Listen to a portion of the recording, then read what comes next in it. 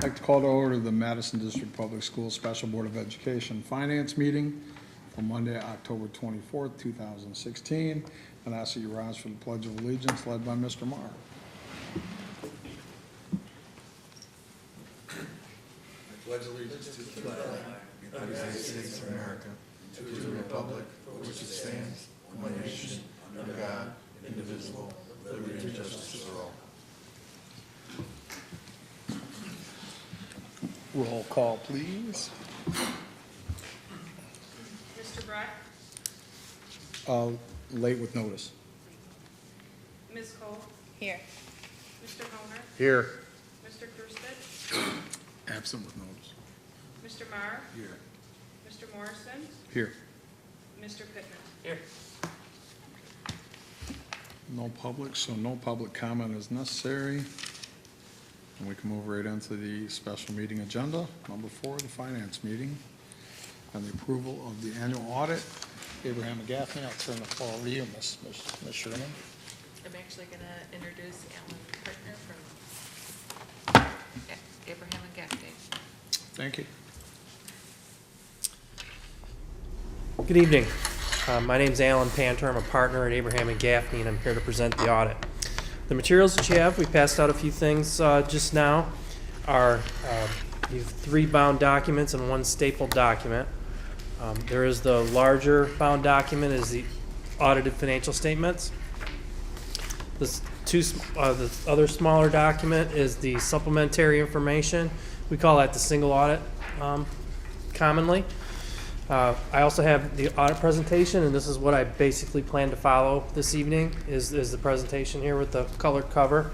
And there's also a stapled letter addressed to the Board of Education that's included with your information. As you can see, everything is labeled draft. That's because we were in the field to do the audit about 4 weeks ago, and I do believe that everything is in its final form, but we just haven't gotten the final approval for the audit. We need the representation letter. We should be able to issue the audit this week, as long as there's no changes. But if we need changes, then we can still do that at this point. But we are done with it, and it should be ready to go. So it's the whole process it works pretty quick this time of year. Of course, the state's deadline is pretty short. Every school district in the state only gets 4 months to file their audits with the Michigan Department of Education. So it's really a pretty tight turnaround for school districts and for us, and the fact that we do about 24 school district audits and they've all got to get done in 4 months. So it's quite an undertaking for us. So the audit went well. The district was well prepared when we arrived, and we were able to complete our procedures efficiently. I think that's kind of borne out by the fact that I'm here talking to you 4 weeks after field work. So, we got everything done when we were here. We were able to wrap it up, get the reports drafted, and everything done, and that was a pretty efficient process. So we'd like to thank Michelle Sherman and her staff for all their hard work. There's a lot that goes into preparing for an audit, dealing with us while we're here, wrapping it up and going through that whole process. So we really appreciate that. Thank you very much. So my plan for tonight is to review some highlights of the financial statements. There's a few key takeaways I'd like to give you. I'm not planning on doing a deep dive into the statements, but I just want to give you a few key takeaways from the statements in the audit, and also answer any questions that you have, so please interrupt me with those at any time. In the presentation, the first page of the presentation is the independent auditor's report. The purpose of an audit is to give you an opinion on your financial statements, not to detect fraud and not to give assurance on internal control. So it's a very important concept about what it is that we're here to do. We're here to give you an opinion on your financial statements, which is what you see here. So this is our opinion on your financial statements. We're giving what's referred to as an unmodified or clean opinion. That is the best opinion you can get, and it means a couple of things. It means, first of all, the statements are formatted in accordance with generally accepted accounting principles, MDE requirements, Michigan Department of Treasury requirements. The Governmental Accounting Standards Board has a lot of requirements as far as what goes in the statements. So, in other words, everything that's supposed to be in the statements is in there. And also, based on the procedures that we perform, the numbers are good. So unmodified opinion is what you want to see. Okay? It takes us pretty much 3 pages to go ahead and say that, and give our unmodified opinion, but those are all pulled out of the report and put into the presentation for you. It's pretty standard wording. An audit report is a very standard thing that you're gonna see pretty much the same anywhere. So the next thing I have for you, a couple pages over, is the governmental funds balance sheet. This is a snapshot, a picture as of a point in time as of June 30th, 2016. The column format here shows the major funds of the district. So in other words, the definition of a major fund is that it would get its own, a major fund gets its own column on this statement. The general fund is of course major by definition, and then we go through a calculation every year to determine what other funds might be major, and that could change from year to year. In fact, it does tend to change from year to year. As you can see, this year the debt service fund is showing up as major. So let's talk about fund balance. In the left-hand column, general fund, third number up from the bottom, unassigned fund balance, $1,174,308. That is the amount that's available for future expenditures and needed to provide adequate cash flow and reserves. So we measure the adequacy of fund balance as a percentage of annual expenditures and also as a number of days. So currently the fund balance is about 7.7%, about 23 days. Last year it was less than 1% and about 2 days. So there's a big dip in fund balance last year, and we'll see that on the next statement, but it did increase this year. We usually recommend a minimum fund balance of about 12 to 15%, or about 45 to 60 days. That is basically geared towards the ability to operate for that 45 to 60 days, which is the time from when you start the school year in September until you receive that first state aid payment in October. So really that period of time when you're starting the school year is really kind of a cash crunch for the district based on the funding stream from the state. So really that's kind of where the recommendation of that 12 to 15% and that 45 to 60 days comes from as far as that goes. So, and as you can see, the district did increase its fund balance this year, so that's a good positive step, but you're still a little bit below that recommended range. What ends up happening there is right in the middle of the general fund there, you see that short-term loans payable. That is $1.9 million. That's basically what's borrowed from the state to supplement cash flow. So if your fund balance goes up, that borrowing can come down, and of course that saves the district money and borrowing costs and all those kinds of things. So that's kind of the ultimate goal as you try to beef up that fund balance so that you can finance your own operations.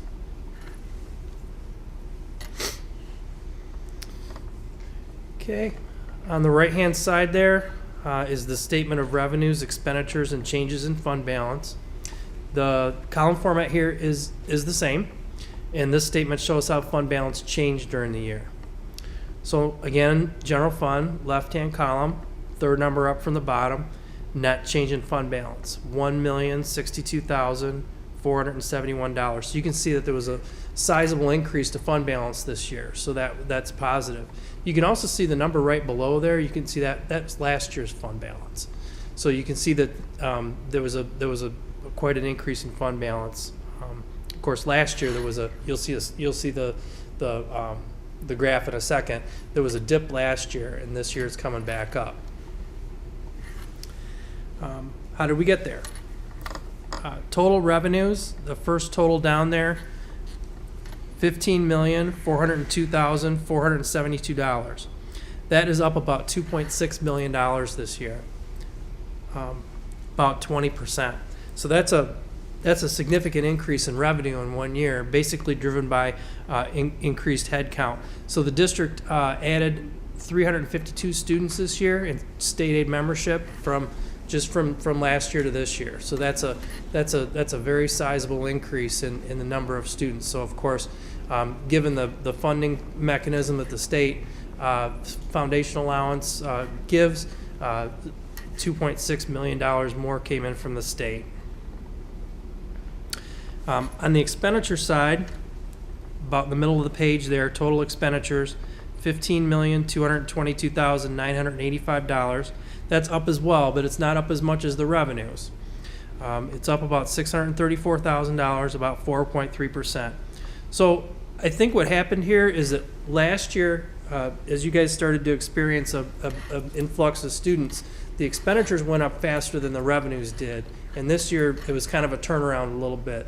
The revenues kind of caught up to the expenditures and the kids that you guys were having. So the kids come in, and it takes a little while for the funding stream to hit based on that. So I think that's kind of why the fund balance dipped last year and why it kind of went back up this year. So you guys are pretty much right now back in the same position you were at 14 in terms of your fund balance. Of course, with a lot more kids. So that's good.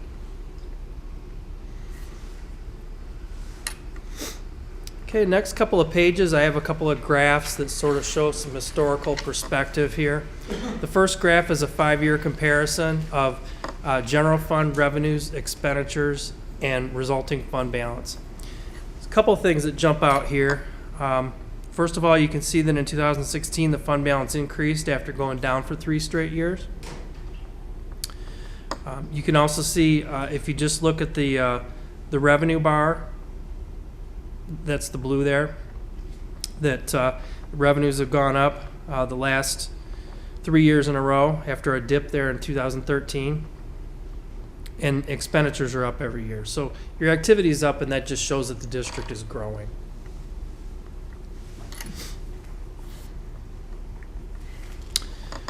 The other couple of graphs here, a couple of pie charts that show on a pretty high level here for the general fund where the money comes from and where it goes to. So the revenues, you can see the breakdown there, are local sources, state sources, and federal sources. So your local sources, 18.2%, that's your property taxes and your charges for services. 77.4% is state sources, so that's your state foundation revenue and all the categorical assistance that comes from the state. And then 4.5% is federal. On the expenditure side, you can see that the breakdown there, and this is really just driven by the state chart of accounts, so it's very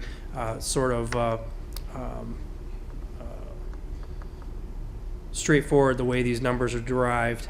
Is instruction is 56% of the general fund expenditures. That's your elementary, your middle school, your high school, all your basic programs.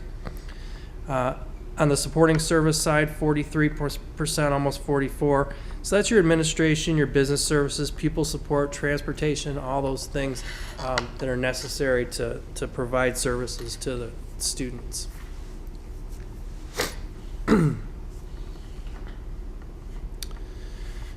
next page is the schedule of findings and question costs. So this is where we have our audit findings. And it comes from the single audit, the smaller bound document. So we have 4 findings this year. 3 are related to the financial statements, and 1 is a federal compliance finding. None of these findings caused any issues with our opinions, though. We were able to issue unmodified opinions in spite of these 4 findings that we do have. Management's corrective action plans are also included in the presentation that we have here, and that corrective action will also be included in the final documents once they're issued and submitted to the Department of Education. And I'll just kind of run through these. Down at the bottom of the page there, you can see 2016-1 cash receipts process. When we visited the high school, we found that they weren't using a pre-numbered receipt book. They were just taking in money and then they were depositing it, so there was no way to trace the deposits back to any kind of source documentation. So we made the recommendation that the high school implement that pre-numbered receipt book so that it can be used and the money can be tracked a little bit more closely.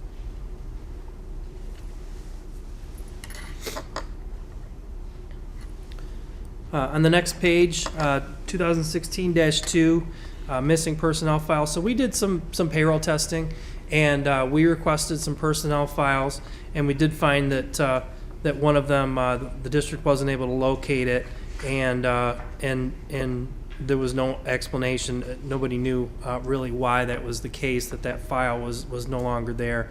So we're just recommending that the district implement procedures to make sure that those files are available for audit purposes.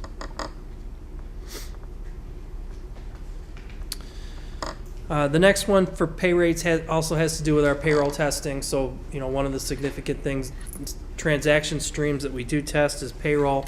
And we did find that there were 2 people that weren't being paid at the rate that they should have been paid. The variances weren't huge, but it didn't appear that there were any controls in place to catch that. So that's really kind of what we're getting at, is that there should be some controls in place to catch those sorts of errors when they happen.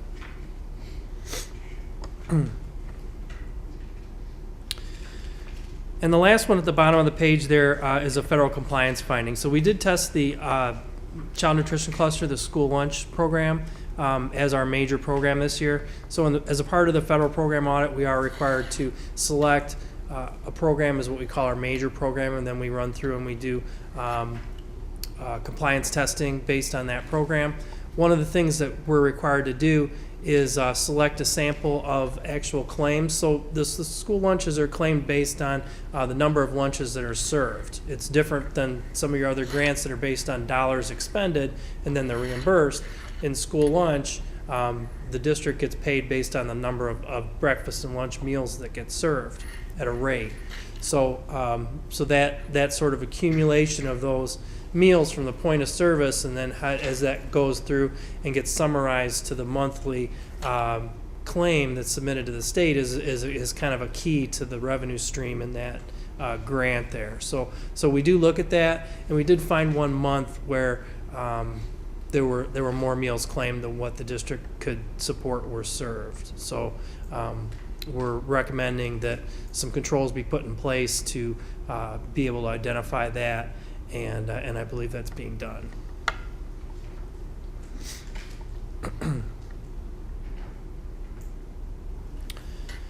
The last thing I have for you, one more page, or actually you can see the district's corrective action responses that are included in the presentation there,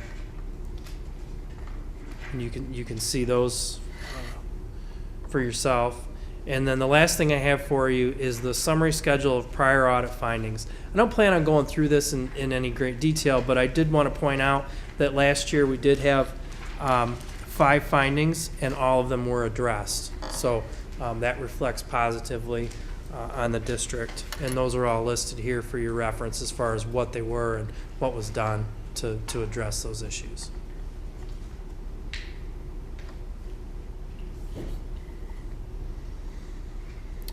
If you have any questions, that's all I have. Any questions?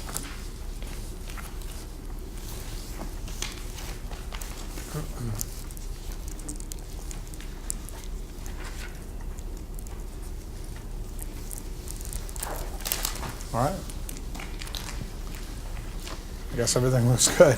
All right. Thanks, guys. Thank you very much. Okay.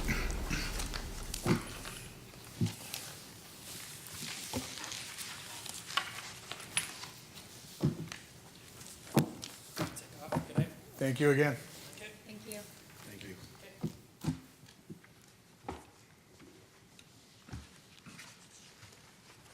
Sorry for being late, guys. That's okay. It is recommended that the Board of Education approve the annual audit and the cafeteria. Oh, do you have any- Just the annual audit. I'm sorry? Just the annual audit. It's in Just this annual action. audit, okay. In this action. It is recommended that the Board of Education approve the annual audit for Madison District Public Schools on Monday, October 24th, 2016, as it is reviewed. Could we get a motion to approve the audit, please? I'll make the motion. Mr. Honer, thank you. And support, please. Support. Ms. Cole, thank you. And discussion. For clarification purposes, Ms. Sherman, could you, I know you have a copy, but could you just repeat the fund balance?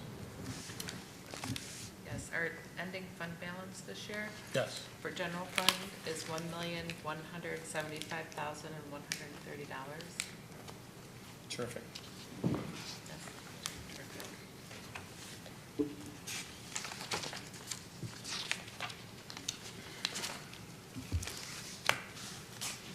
Any other questions or statements, you guys? These corrective actions, these are in place now. That's what we're putting in place for this year, yes. Okay. Yeah, it's the same thing. All right, just approving it. Many of them are already in place, Okay. so.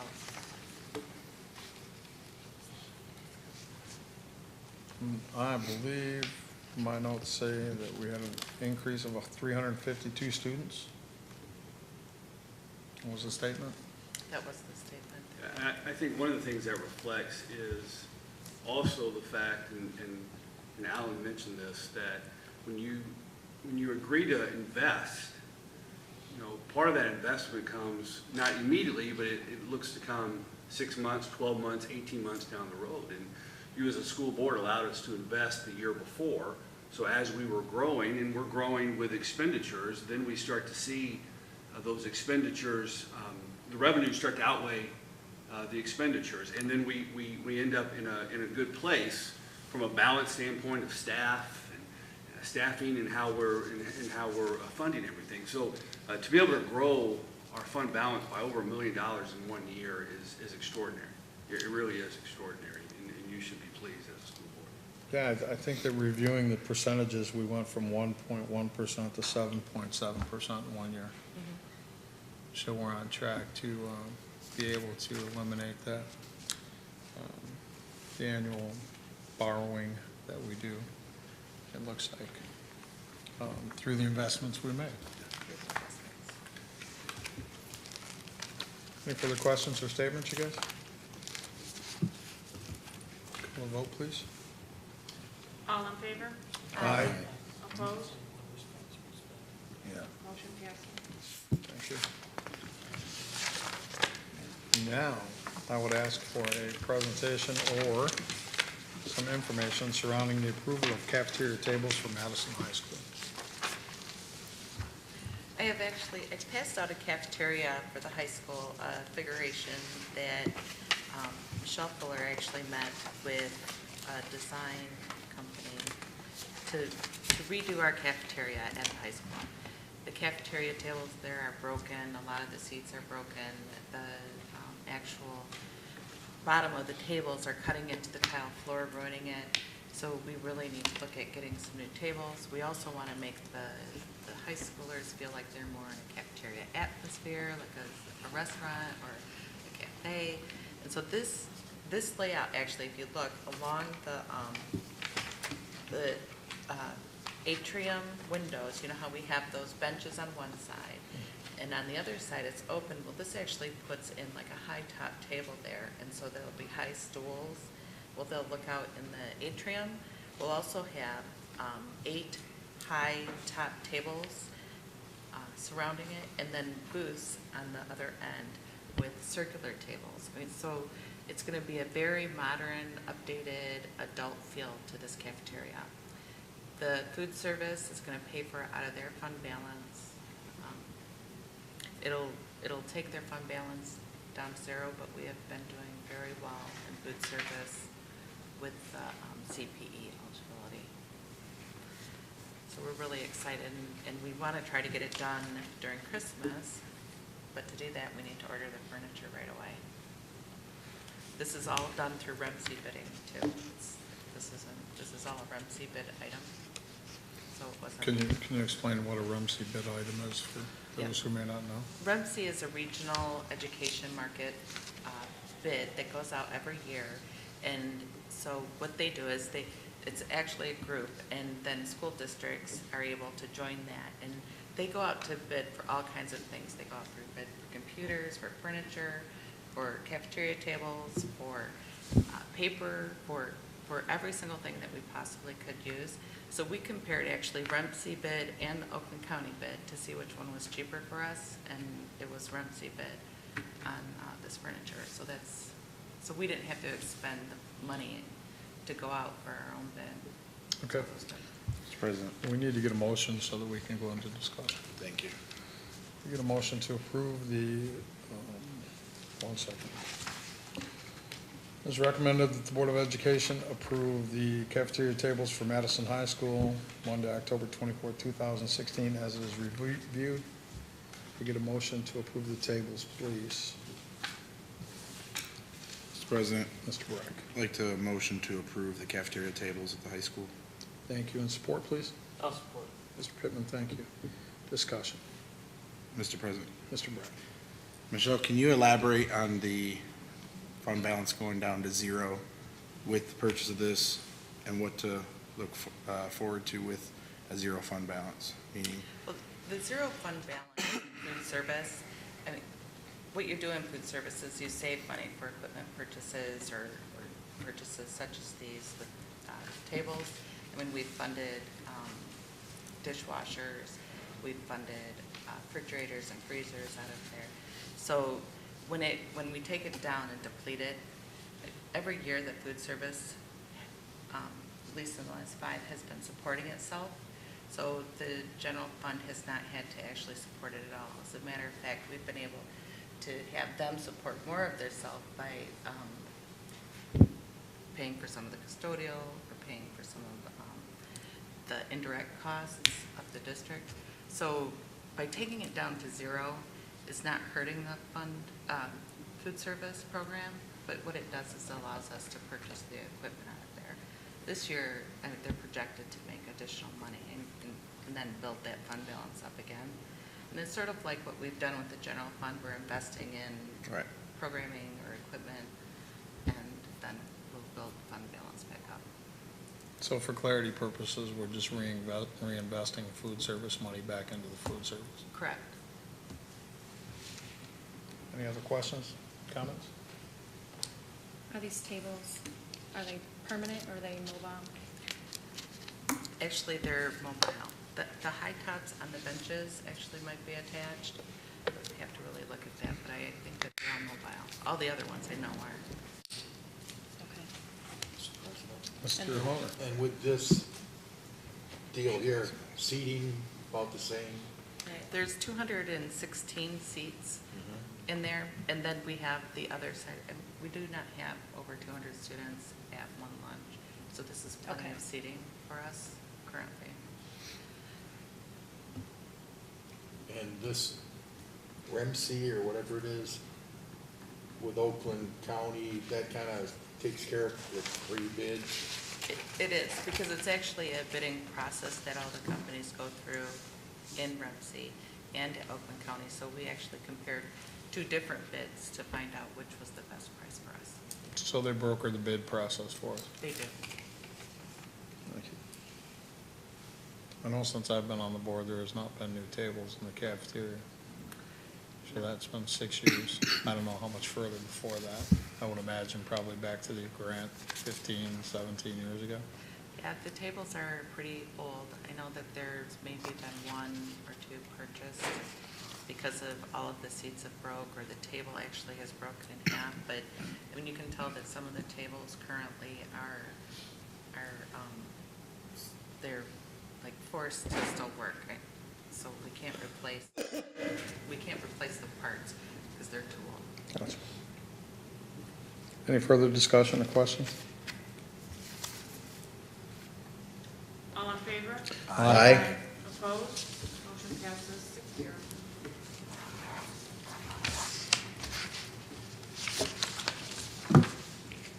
Mr. Secretary, do we have cause to go into an executive closed session tonight for anything?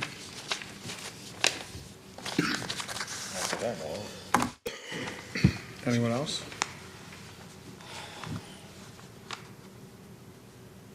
All right, could I get a motion to adjourn, please? Mr. President, Mr. Brett, I'd like to motion to adjourn the meeting. support, please. I'll support. Support Mr. Pittman. Before we end our meeting, I'd like to remind anyone who is watching, or maybe watching via live Facebook, Thursday is our Meet the Candidate night at the Madison Elementary School on Hales, 7 p.m., I believe. And you're more than welcome. Come on out, ask the questions you've been thinking about. I know I have some myself. So I hope to see you all there. Mr. Morrow, I'm May I sorry. add something? Through this election time here, there's been a lot of allegations, a lot of things being said about backdoor deals, never discussing anything. So us as a board, we decided to tape a study session. This is where business is conducted in the Madison district. As you can see, we discussed matters before we took it to an open public meeting, so just needed to highlight that to people. This is where the business gets done. Further discussion? All in favor? Aye.